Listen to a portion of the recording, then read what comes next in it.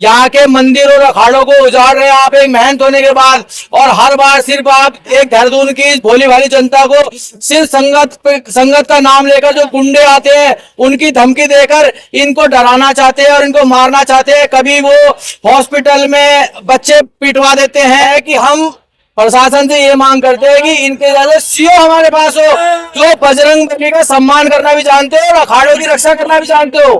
संविधान पूर्वक रखना भी क्राइम हो गया है क्या? हम जय श्री राम बोलेंगे तो हमारे ऊपर धाराएं लग जाएंगी। हम अगर कहीं पे परमिशन मांगने जा रहे हैं, हम कहाँ नहीं गए परमिशन मांगने। जिस प्रकार से मंदिर में हनुमान जी की मूर्ति के ऊपर लातें मारी गई वो तो कतई बर्दाश्त के बाहर है ना। उसके लिए तो इन्हें माफी मांगनी पड़ेगी। माता वाला बाग अखाड़ा मंदिर बचाओ, ये देखिएगा आप काले झंडे हाथ में है तमाम लोगों के और माता वाले बाग में जाने का प्रयास किया जा रहा है। हालांकि मैं आपको दिखा दूं काफ़ी भारी पुलिस बल यहाँ पर तैनात किया गया है।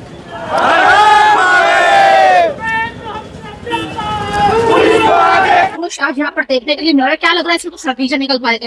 मैडम उम्मीद तो पूरी है क्योंकि देखो हम तो किसी सच के लिए लड़ रहे हैं क्योंकि हमारा तो बच्चों के खेल का मैदान है, अखाड़े की कुश्ती बच्चे 1 महीने से सफर कर रहे हैं, उनकी प्रैक्टिस नहीं हो पा रही है। हम बाबा से उम्मीद करते हैं, महाराज जी से उम्मीद करते हैं अगर हमें वो दे दें अखाड़ा हमारा बाग हमें दे दे तो हमें उनसे कोई शिकायत नहीं है। बस हमारा इतना कि जैसे हमारा तोड़ा गया था, शासन प्रशासन हमारी कोई सुन नहीं रहा है, कोई राजनेता हमारे सामने आ नहीं पा रहा। हम लोगों के पास गए गुहार लगाने मगर किसी ने हमारी कोई मदद नहीं की। आपके माध्यम से अनुरोध है कि हमें हमारी बात वहां तक पहुंचाने की कृपा करें। धन्यवाद।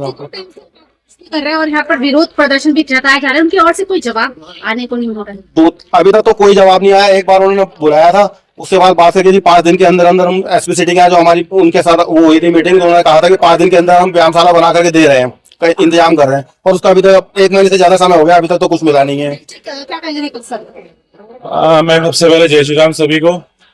काफी कोशिश कर रहे हैं हम अपना मंदिर वापस मांगने के लिए, अखाड़ा और पेड़ बचाने की जद्दोजहद में हम लगे हुए हैं। 2018 में भी इस प्रकार के प्रकरण हुए थे, तब से लेके अब तक कई पेड़ कट गए जिनकी गिनती ना तो सरकार के विभाग में रजिस्ट्रों में दर्ज है न ही आम समाज को पता है। उनको जागरूक करने के लिए हम लोग लगे हुए हैं। हमारे कुछ बड़े भाई लोग हैं जैसे अमित सर हैं, बाकी लोग लगे हैं। अब क्या अपनी बात को संविधान पूर्वक रखना भी क्राइम हो गया है क्या? हम जय श्री राम बोलेंगे तो हमारे ऊपर धाराएं लग जाएंगी। हम अगर कहीं पे परमिशन मांगने जा रहे हैं, हम कहाँ नहीं गए परमिशन मांगने। हमारी सब जगह एप्लीकेशन पड़ी थी, सब जगह से हमें परमिशन मिली है। बाद में हम सिटी मजिस्ट्रेट साहब के पास भी गए हैं। तो हम तो अपनी जगह पे संवैधानिक रूप से चल रहे हैं, कानूनी रूप से चल रहे हैं। एक आदमी ये कह रहा है कि इस प्रकार की घटना हो रही है, उसको जनता के समक्ष लाने की कोशिश कर रहा है, आप उनके खिलाफ धाराएं कर दे रहे हैं। अरे पूरे देहरादून के खिलाफ धाराएं करोगे क्या आप? नहीं, इसमें तो कोई दो राय नहीं है। हमें अपना मंदिर चाहिए। जिस प्रकार से मंदिर में हनुमान जी की मूर्ति के ऊपर लातें मारी गई वो तो कतई बर्दाश्त के बाहर है ना। उसके लिए तो इन्हें माफी मांगनी पड़ेगी। इस तरह का देखिए जो बिल्कुल सामने आया है, अब तथ्य है कि हम पड़ताल कर रहे हैं। हमने चौकी में भी इस चीज की एप्लीकेशन दी है कि जो लोग थे जिनके हमारे वीडियो फुटेज है उनकी जांच की जाए कि आखिर वो थे कौन लोग, देहरादून के थे, बाहर के थे। अभी तक हमारी एप्लीकेशन है इतने महीनों से पड़ी हुई है, वहाँ पे कोई उनपे कार्रवाई नहीं कर रहा है। और दरबार की एक एप्लीकेशन जाती है किसी चौकी थाने में तो हम लोगों के खिलाफ उसमें कार्रवाई हो जाती है। अब डराना धमकाना चाहते हैं, लेकिन देखिए दरबार में बैठे हुए लोग बहुत पूजनीय लोग हैं। मैं साहब को हम सब वहां से निकलते हैं, आते जाते मत्था टेकते हुए जाते हैं, हम तो उनकी पूजा करते हैं। लेकिन हम उनकी जनता है, जनता के खिलाफ कौन मुकदमा लिखवाता है? ये वो ऐसा कर रहे हैं। देखिए आज का जो माहौल है ये बहुत ही मतलब जिस हिसाब से महंत जी ने कर रखा है कि ना तो बुजुर्ग लोगों को जाने दे रहे हैं अंदर, ना बच्चों को क्रिकेट खेलने दे रहे हैं। पूरा मैदान ऐसे डिस्टर्ब कर दिया उन्होंने। जैसे जो बच्चे कल तक वहां घूमते थे, खेलते थे, बुजुर्ग लोग घूमते थे, खेलते थे, आज उसको बंद कर दिया गया। अखाड़े को, अखाड़ा भी बंद कर दिया गया है, बाग भी बंद कर दिया गया है। अब पूरे शहर का जो जितने भी अच्छे लोग जो घूमने आते थे, जो वहां पे अपने को स्वस्थ रखने के लिए घूमने के लिए आते थे, बिल्कुल उन्हें सबके लिए बाग बंद कर दिया है। तो ये बहुत गलत करा उन्होंने ऐसा। असर देखिए, असर कुछ भी हो, हमने प्रशासन की आंख खोलनी है और इस जनता की आंख खोलनी है कि जिस तरीके से आप एक पवित्र गद्दी पर बैठकर अनेकों पेड़ों की बलि दे रहे हैं, उस पर बिल्डिंगें बना रहे हैं, यहाँ के मंदिर और अखाड़ों को उजाड़ रहे हैं आप एक महंत होने के बाद।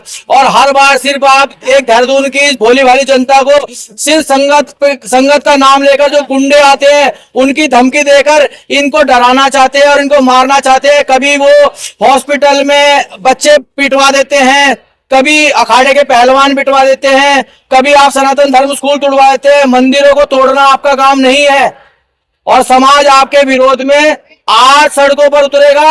और अगर आप नहीं सुधरे तो ये जंग खत्म नहीं होगी। हम इस जंग को जारी रहेंगे और सच की लड़ाई लड़ते रहेंगे। अनुज चौधरी है कि हम प्रशासन से ये मांग करते हैं कि इनके जैसे सीओ हमारे पास हो, जो बजरंग बली का सम्मान करना भी जानते हो और अखाड़ों की रक्षा करना भी जानते हो।